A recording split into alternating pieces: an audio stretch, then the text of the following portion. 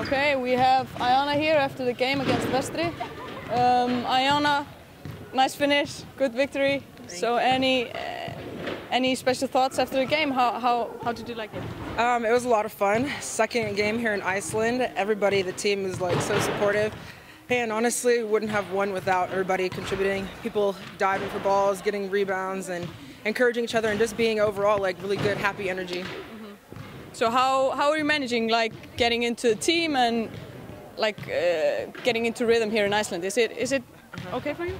For me, it was pretty easy, but like again, I would thank like the teammates, the coach, and the club, because it's usually sometimes it takes a little bit of adjusting, but everybody is super welcoming.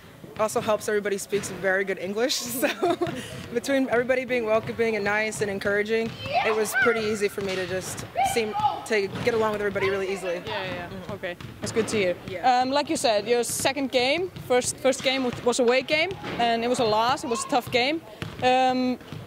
If we maybe start with that one, any special thoughts on that game? Definitely feel like we're gonna get them at home. It was our first game together, like as a new team with everybody, finally like all playing after a long break and all that stuff. So again, it was first game, but not really too worried about any more losses after that. So.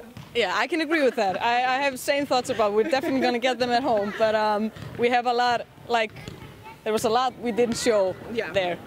But today it was. I mean, we knew we had to come and we had to win this game. So, did you find that we were doing what we needed to do? Like, did we show our strength? Yes, we did. I still feel like obviously we have more to give. You know, we're still on that rising peak to the season, but this was definitely another good win to get us in a good momentum into the rest of our season. So, we just got to keep it up and can't stop. We got to keep going. That's right. Now we have actually. How many? 2 weeks until the next game, I think, almost about a week and a half.